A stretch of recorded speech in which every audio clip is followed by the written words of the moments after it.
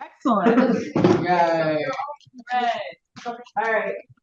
So these are many, but not all, of our geology students. Thanks for joining us today. And there are several of them that are real paleo nerds. They're in my historical class, and it's a lot. So I was excited to tell them I knew a real paleontologist. So I am a real paleontologist, or at least that's what it says on my email signature. Exactly. So we had 5 questions, and these students will definitely have questions for you. But I thought we would start out with, can you tell us about your educational background and then the coolest and most challenging parts of both like your undergrad and your graduate school, and then why your coolest undergrad part has to be with me. Did we go to school together? He did. All right. So I guess one of the other questions was, how did I get into geology as well? So we'll start back there and kind of work forward in my life. Like so what was that?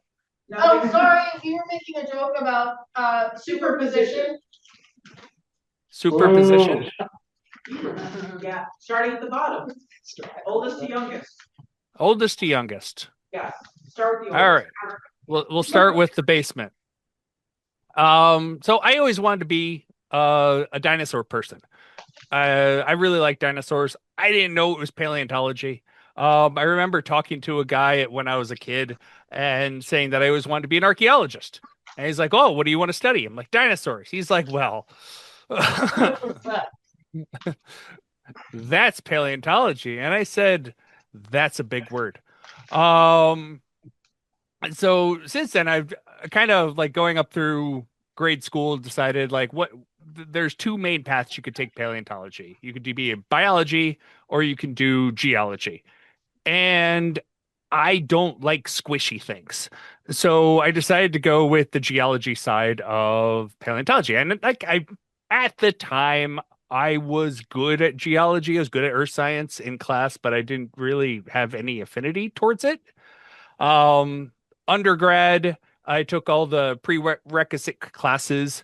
And I went to Geneseo and they didn't have any dinosaur specific things that I could do. And so I just kind of meandered through basic geology and I found I really like geology in general. And Dr. Over, who is still at Geneseo, had got me we developed a project together looking at gnawing marks on bone and kind of SEM scanning them. And so I kind of not really paleontology, but paleontology adjacent, using kind of the real life bones, modern bones, and a dog, and gnawing marks and kind of seeing how they kind of look similar.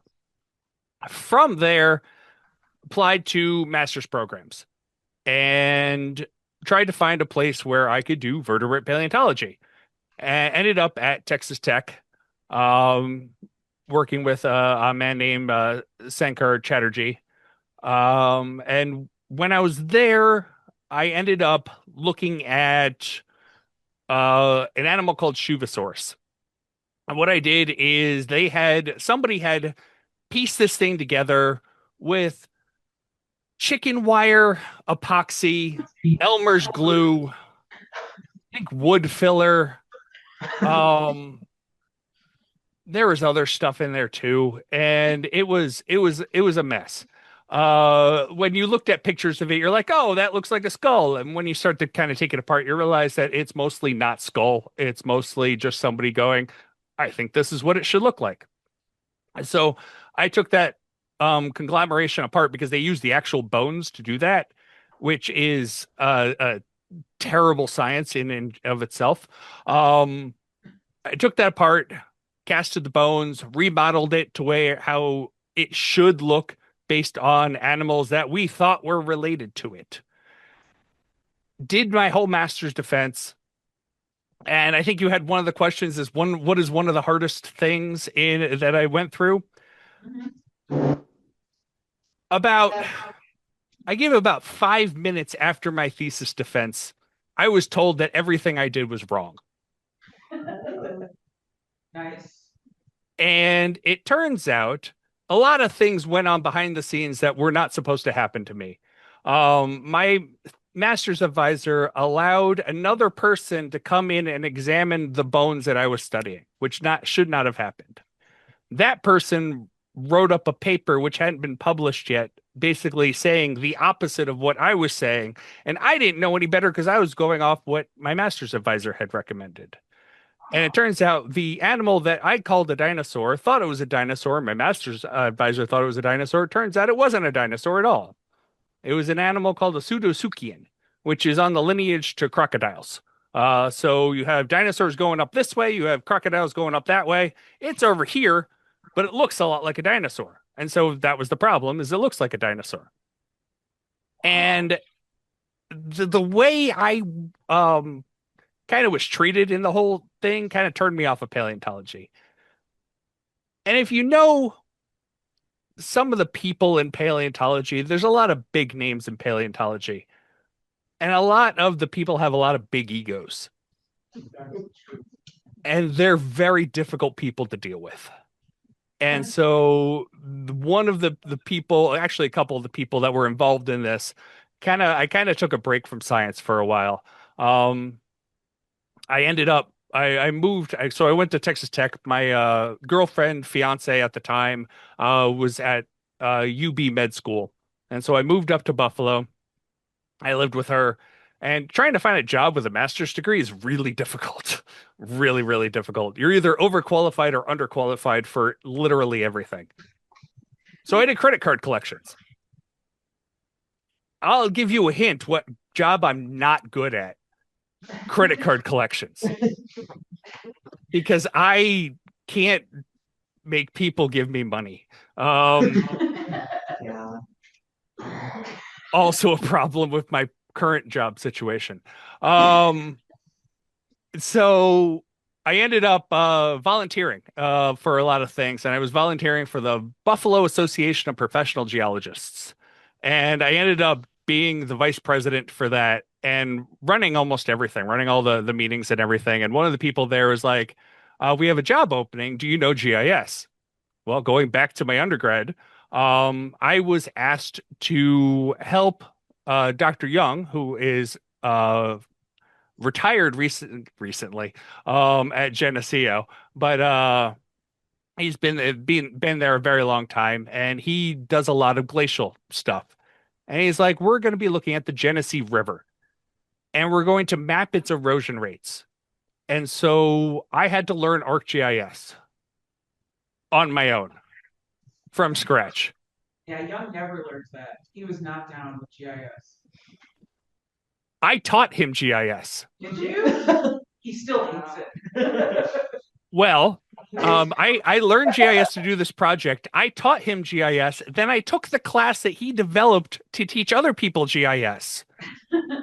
And everybody in the class just asked me because I'm the one who taught him. And I'm like, I knew more than he did. But yeah, so I taught myself GIS for that project, and then didn't really use GIS for my master's work at all. But when I was doing the stuff for the Buffalo Association, the person I was talking to, she's like, do you know GIS at all? I said, actually, I do. She's like, okay, because we need to convert all our files from what's ArcGIS, I think it was like 3.1 to 7. And anybody who knows GIS, the history of Arc, there are no numbers between 3 and 7 in ArcGIS because they completely changed the program and skipped like half the numbers because what are numbers? And so I signed on. I was at the West Valley Nuclear Reprocessing Facility. Nuclear power plant that was one of the only ones operating in the United States that was specifically set up to reprocess nuclear material. because that's one of those very dangerous things that most people don't do because you get bombs a lot of times from the stuff that comes out of the reprocessing process. But it was decommissioned at the time, and it was built on glacial sediments, till. And if you know anything about till, it's mostly clay, right? So it sounds like a great place to build a thing that may leak. Unfortunately, they didn't do their proper geology on it, and they actually put it in the middle of a um stream bed that was used to be there. And so the nuclear reprocessing facility leaked, and over time, the strontium that got into the groundwater is slowly moving away from the nuclear reprocessing facility along this glacial stream bed. And so I was brought on not only to upgrade all their systems, but I also redid all their geology of their geological maps, because all their geological maps were bonkers nuts, that didn't make any sense based on the cores that they had done. So I redid all that. It was for a company called URS. And after a couple of years, my wife was looking into residency, and I wanted to do my PhD. And so we were looking at places that we could both do our degrees at the same time. Me wanting to do vert paleo, her wanting to be a pediatrician.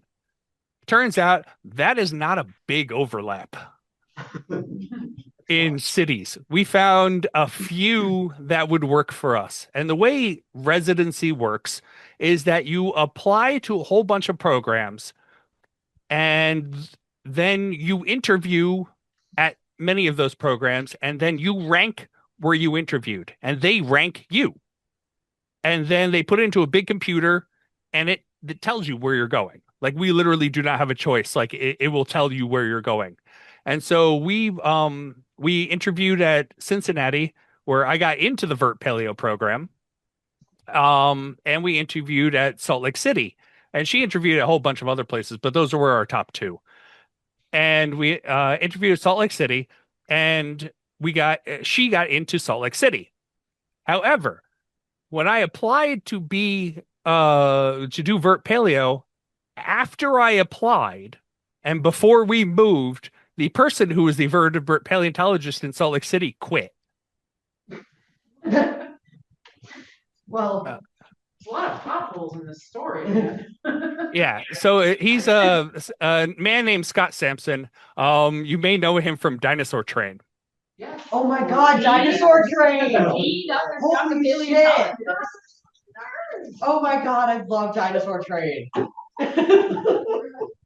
So yeah, he was the paleontologist as I applied, and then he quit to live with his wife in California, because at the time they were living separately, and which was not ideal for him, and so he just kind of just left Utah, and they didn't have anybody there when I moved out there, so I just kind of took my job with me.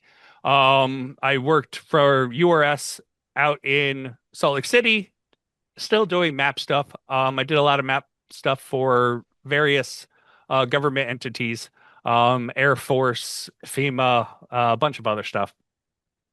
After the first year that I was out there, they had hired a new vertebrate paleontologist during that time, a man named Randy Ermis. And he just got the job. He just got his PhD. And he wasn't comfortable taking on a PhD student as a newly minted PhD.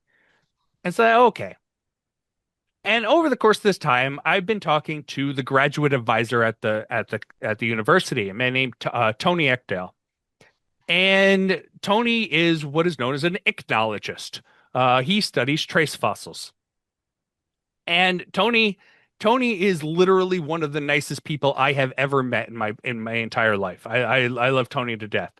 Especially after my experience with my master's advisor, who not only allowing the other person to come in, we never really clicked.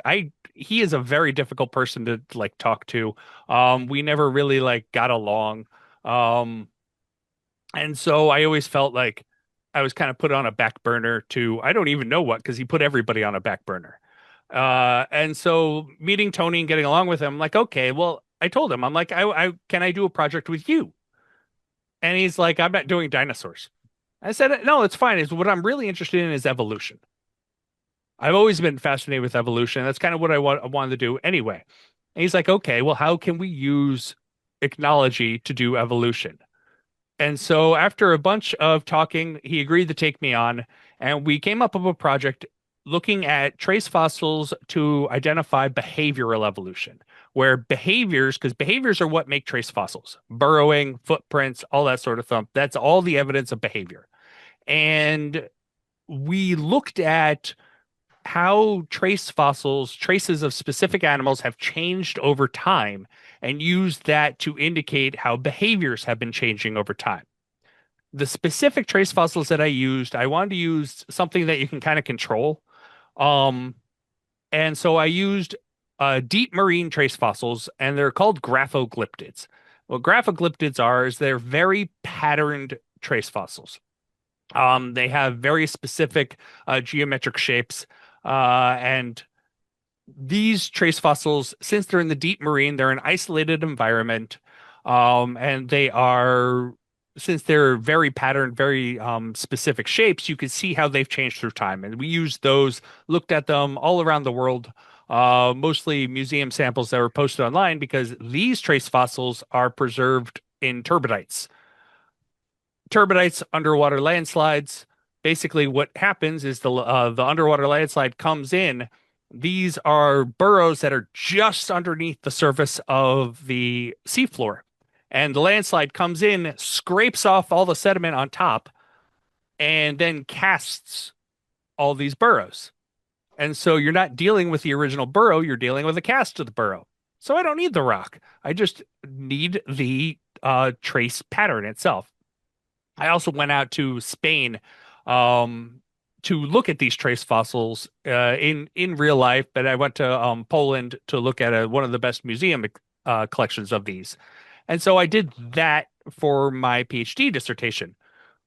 Along with that, I kind of delved into chaos theory, which I really like. And part of my dissertation was on how theory and evolution, basically evolution follows a pattern of chaos, um, but that's a completely separate topic. Um, After graduating, most of my work hasn't really been in paleontology. I went back to URS, which was eventually bought out by a company called AECOM, which it basically doubled the company in size and put all the assholes in charge. Nice. Um, Place to go. Yeah, that's why I'm no longer there. As when I was there, I actually ended up working for a project called at the time it was called Losses Avoided. And what it did is it looked at buildings across the country. We focused first in the southeast of the United States, and eventually we did the entire country. The project got changed. It was a FEMA project. The name of it got changed to Building Codes Save. And we looked at building codes across the country and if they were effective. And since I had used very large data sets for my PhD dissertation, it allowed me to be able to analyze these large data sets for the FEMA project. And so I ended up doing data analysis on data sets that had literally every building in the United States. We eventually filtered it down because at the time, I don't know about now, but at the time there's about 120 million buildings in the US. We were looking at just the buildings built past the year 2000, and so about 18.1 million-ish buildings in the United States. And so I was doing GIS analyses on 18.1 buildings. If you know anything about data, that's a lot of buildings. And not many people could handle data sets like that. So it was useful that I had already done large data analysis and kind of moved on into this project. So I did that for FEMA. In the middle of that, I had taken a teaching position for a year. I did a temporary, they were looking for a geographer, somebody with a geography degree to teach physical geography. And so I had done a temporary teaching position for them at Utah Valley University, which was in the news, unfortunately, recently. Um, Why? and hmm? Why was it in the why? Charlie Kirk. Yeah. Okay. So that's where I taught. So the I taught there. They liked me. I liked them. Unfortunately, they wanted a geographer, which my degree says geology, and I'm told even though it starts the same, they're two different things. Hopefully you didn't say that a couple of weeks ago when you talked to our geography colleagues. I would never. Um, Very believable. I say I've never been known to speak whatever comes out of my mouth. And so I taught there for a year. I really enjoyed it. I've always wanted to teach. I was looking for teaching jobs for a very long time. After I got my PhD, and unfortunately when COVID hit, colleges really just stopped hiring professors altogether. And so my wife had been wanting to move back from Utah to New York so she could be closer to her family.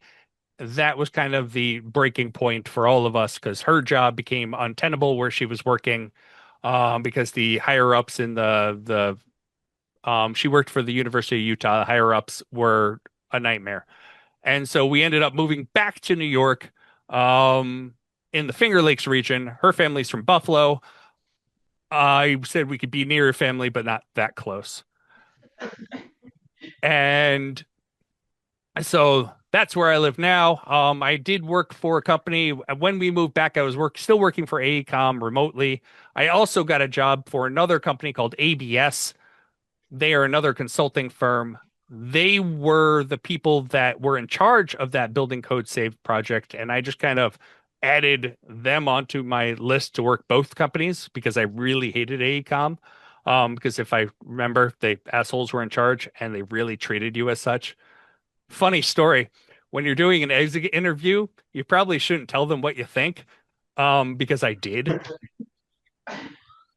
And then after I did my teaching position, the person for the Building Code Save project wanted me to come back and actually help out with the project. And AECOM said no. Because I told them what I thought of them. But he's like, no, we really need him. And so they brought me back. They're like, yeah, they really didn't want you back because you told them what you thought of them. I said, and I stand by everything I said. So being home, I worked for AECOM and ABS. Eventually, I quit AECOM, and worked on for ABS. I did a project called the National Risk Index. That was where we looked at the project in general was looking at 18 different natural hazards across the United States and seeing how they impacted people and buildings. And so my work on the Building Code Save project kind of led into this because I had a good basis of buildings across the country and building hazards and large data sets. And so I redid their work on landslides, avalanches, and volcanoes. And so we redid that. That actually, the updated work that I did on that just came out this past December. And then And Jim, so maybe you will, hi, it's Jessica. Maybe you'll visit the environmental geology class again and talk about that. I'm teaching it in the fall. And hopefully all these students will be in it. And you can tell us about some of your FEMA work and your volcanoes and mass wasting. And I don't remember the third one you said. Landslides. I said that. Oh. Earthquakes. I don't know. Anyway. Landslides, avalanche, and volcanoes. Avalanches. Oh. Yeah, because you came and spoke to my environmental geology class about the landslides. Last fall or 2 falls ago. So these folks hopefully will all be in environmental geology in the fall, and then you can come talk about some of that those details, and those projects. Again, you don't have to. But No, I'd love to. It was probably one of my favorite projects I've ever worked on. Because it took my knowledge of geology and science, and it also took my ability to work with large data sets, and it was like literally a job that was tailor-made for me. And it got doged. So Oh. apparently my entire career got doged because yeah, that's currently unemployed, looking for work. So Oh my God. what was that? It was just an OMG. You're supposed to tell them that you're thriving and finding all the dinosaurs on Earth. What are we doing here? I'm thriving. I mean, it's not So unrealistic for someone in like a really specialized career. If you're getting into this, you know it's not going to be easy. No, really. Well, Yeah. not So- right now, anyway. So yeah, generally my specialty became working on federal contracts, specifically FEMA, and most of those got shut down. So it became a sticking point of trying to find jobs. That, and I despise AI, which is not helpful for somebody who is a data scientist, and everybody is leaning towards AI. I literally didn't apply for a job that my manager recommended me apply to at ABS. He's like, "Why don't you apply for this job?" Because my role at ABS was as a project employee. I was literally 0 hours, meaning that they don't have to give me any work, but if they have work, they can.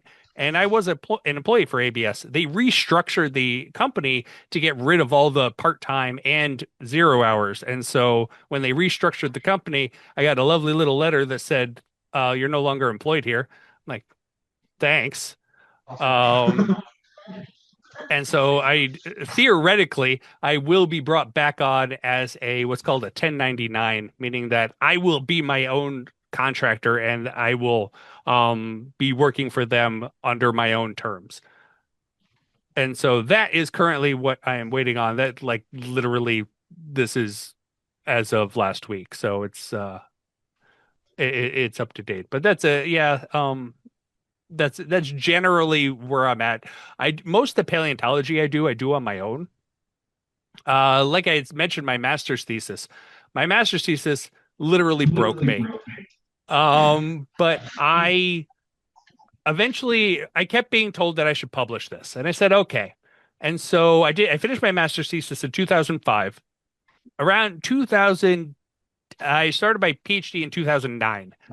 Around 2010, 11, I started to rework my master's thesis in order to be a publishable document.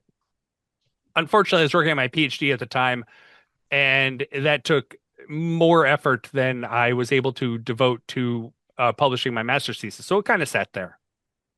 Eventually, I went back to it around 2018. I wrote up a version that could be published. I submitted it to the Journal of Vertebrate Paleontology. They sent it back and said, "There's a lot of things that need to be done. You need to fix it." And again, I didn't have the time or the effort to do that. So it kind of sat for a couple of years. And then around 2022, I redid it. I went through all their corrections that they had done before, submitted it back to them, and they said, "No, we don't do these kind of papers anymore." I said, "Okay, submit it to another journal." They came back with a lot of changes. And so I actually did those, and I submitted it and I published it. So it actually came out published in 2023, 20 years after I started it. So Wow. Wow. All right, so students here, what kinds of questions do you have? I mean, we have a thorough understanding of your background. So what kinds of questions do you guys have? Yeah, go ahead. For one, I'd like to ask the name of the paper. Now I'm interested, just for reading. We want to read the paper, yeah. I enjoy reading papers. like I said, I have bad what's the hearing name of your issues. So paper? What's the title of your paper? And where was it published? They want to read it. the one from my master's thesis, Yes. Yeah. I I don't remember the title off the top of my head. If you just look up Shuvasaurus and Lehane, it should come up. It is in Historical Geology is the journal. Oh my God, they're all looking it up on their phones. This is amazing. Because they know how to spell Shuvasaurus? I'm finding it. Shut up. Shula? How do you spell Shulosaurus? Shuvo Saurus. It's named after Dr. Chatterjee's son, Shuvo, who discovered it. Oh. So, as a side note of what I also do is I really like to write on random topics in geology and pop culture. And so that's a lot of my writings that I do are where does geology and pop culture kind of intersect, and not even like the obvious ones like Jurassic Park, obvious, like Dante's Peak. That's obvious. I like to do the stuff that's a lot more subtle, a lot more random. Like the Mandalorian? Like the Mandalorian. Yes. At Disneyland, right? Yeah. Your Disneyland presentation was super cool at GSA. Yes, that's I love all the I love Disneyland. I love the Disney parks because they go out of their way to incorporate geology in ways that actually make sense. And so Like it's what? That's What so do you weird. mean? I would like an example. No, I mean, like, it's weird that they go out of their way to make the geology accurate. so if anybody's been to the Disney parks, there's a roller coaster called Big Thunder Mountain, for Yes. example. Big Thunder Mountain. There is one in Florida and there is one in California. And there's a couple other, I think Tokyo, but the main ones are Florida and California. The rocks that are used to describe to build up the Big Thunder Mountain in Florida are generally sandstones. They're kind of orange and red, and they're supposed to look like they are from Utah. They also have a T-Rex in it, which doesn't make any sense whatsoever. But regardless, the rocks that they did when they did the same ride in Disneyland, so they put the one in Florida first, then they did the one in Disneyland. The Disneyland rocks wouldn't match the aesthetic that is with the other buildings in the area that they put it. So they changed the rocks to be more limestones, and so it was more of a shade of pink. And so they literally changed the rocks that were within the Big Thunder Mountain to more align with the colors that were around the area. Like they still had some sandstones, but they added a lot more limestones to match the shades. And the caves make a lot more sense than in the ride in Disneyland because of the limestones as opposed to the sandstone caves. You guys want to know this paper? What other questions do you guys have? I was gonna ask that, but I want that to be only The the only only question. Ask it, someone. What's your favorite dinosaur? So it's also a story. Growing up, Jurassic Park was huge. And I was into dinosaurs way before Jurassic Park, but Jurassic Park comes out and literally gave me nightmares. But Yeah. there is one dinosaur that is so bad in Jurassic Park that it doesn't look anything like it does in real life, and which is hilarious to me because they went out of their way to make a T-Rex look very realistic, at least at the time, compared to any depiction of a T-Rex before that. But the Dilophosaurus Yes. was they completely like reverse engineered it to make it worse than it ever was in real life. Like Dilophosaurus is about 6 feet tall. I'm like, and so you made it a 3 foot tall dinosaur because it's more scary? I don't know. So at the time, I actually like drew a life-size Dilophosaurus, sketched it out as accurately as possible. Keep in mind, I was 6th grade. And so that since that point, Dilophosaurus has always been my favorite dinosaur. It's real. It does. I'm really sorry that it doesn't have that. Wait, that's fake? Yes, the Real frill is is the fake. whole Yeah, that's the whole thing that's wrong. The frills just add to the terribleness of it. Yeah. Yeah. Did they add it like specifically for the movie? 'Cause I Yes, remember it reading wasn't in the books. book. Yeah.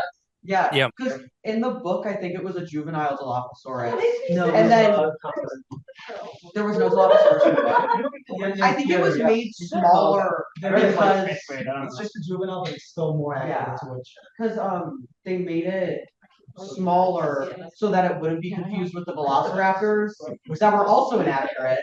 But All right, we're devolving The whole here. rabbit. Hey, why don't we ask paleontologists other questions?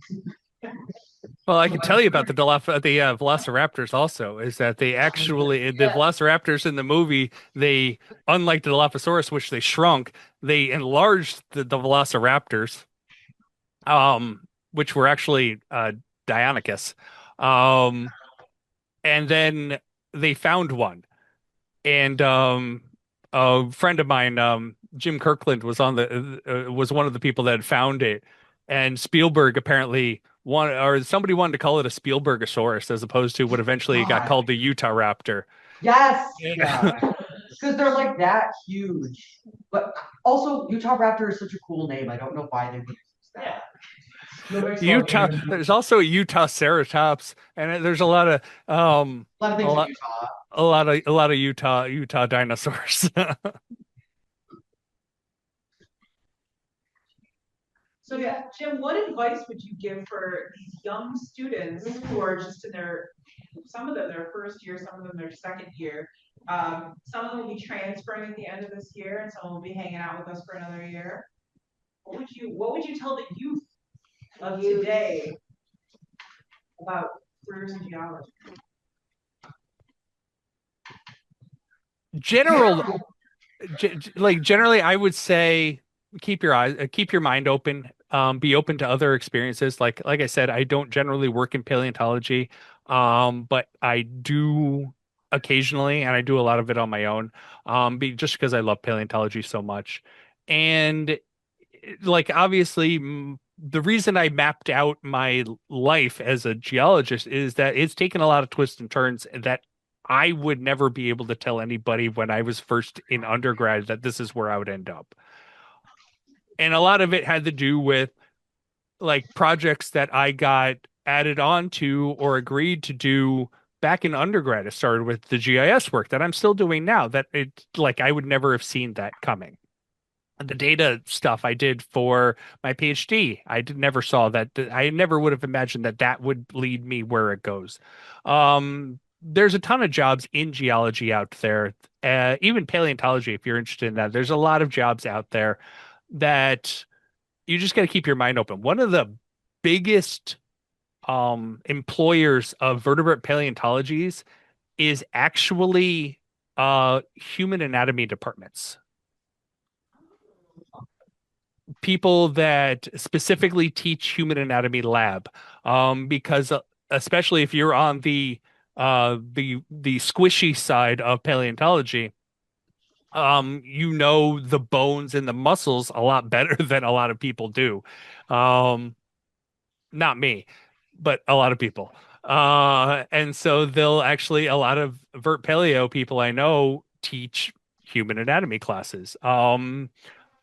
If you're not into vertebrates, but still like paleontology, like the small stuff, there's I know it's not as common now as it used to be, but a lot of paleontologists get employed by oil companies because the best, fastest way to date a lot of the rocks that they're drilling through is through some variety of fossil, microfossil or something else. And so I have a couple friends who work for oil companies, and that is literally their job. They go out to oil rigs and they identify what rocks that are being drilled through based on the fossils that are there. Museums are always a good one. There's a lot of museum jobs, and museums they don't pay the best, but they are wonderful to work in. Usually the people that work there are absolutely fantastic. Even if you're just volunteering. I volunteered at the Utah Museum of Natural History, or the Natural History Museum of Utah as it is now known. and just it's a great way to get experience. It's just volunteering at the museums because that's where I learned how to prep bones a lot better than I did before. Do you want to tell them about your coral bed? Tell them what? About your coral bed? Oh, my coral bed. Yes. We were talking last night. There is a thing so I live in, I guess I live in the neighborhood of Skinny Atlas. Skinny Atlas Lake, one of the Finger Lakes. And within Skinny Atlas Lake, there's a thing called Staghorn Point. It's a nature reserve set aside for what they're calling as a ancient coral bed.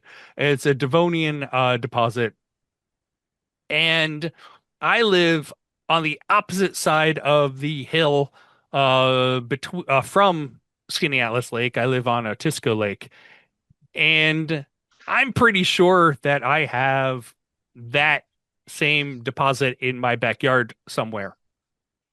I just don't know exactly where it is. Big. You should qualify that. You have a big backyard. I have a big backyard. I have 60 acres. Oh my god. Big backyard. So That's it's a big hardly backyard. That's just a forest. Put it in perspective. That's a personal part. That is a personal part. That's no longer a backyard. It's my backyard. As I was telling Amanda, I can walk nearly a mile in a straight line, and still be on my property. It's because my property is a rhombus shape, so it is the 2 points are further apart. Right, Megan? Yes, and I was like, do you think your wife wants people tromping around your backyard digging holes looking for coral? And you were like, yeah. Yeah, you can spare some coral. I mean, So She'll never know. the reason why I think it's in my backyard is my neighbor has said that she has coral fossils, and so I don't know exactly where hers are, but she's a neighbor. So if you look at the way the properties run around the Finger Lakes, is they're kind of runs toward perpendicular to the lakes a lot of times, so you get a skinny property that ends at the lake. My property doesn't hit the lake, and so her property does hit the lake, and so we are next to each other, but kind of like that. So I don't know exactly if I have coral, but if I don't have coral, I know the people downhill from me do have the coral deposit, and it's this coral bed hasn't been studied very well from everything I can find online. There's not many papers on it, and so it's one of those things that I want to study, but I don't really have the personal time to do all the work to find it. And so this is one of those things, if anybody's interested, that it would be an interesting project, I think, to undertake. A friend of mine who Amanda, I think, knows, Steve Roscoe, who went to Geneseo with us. He's We went to a condoms this week in historical. Yeah, he has a like some electro system that he's going to bring up, and we're going to run up some of the creek beds that run up my backyard. So hopefully this summer. Do you have like a favorite fossil collecting place that you go in New York? Like with, say, your family or just by yourself? Yeah. Not really. I haven't gone fossil collecting since I've moved back to New York. Penn-Dixie in Buffalo was always a favorite of mine. I know the guy who runs that. He's a good friend. I do like them, but no, I guess I haven't really gone collecting since I've been back. Just wondering.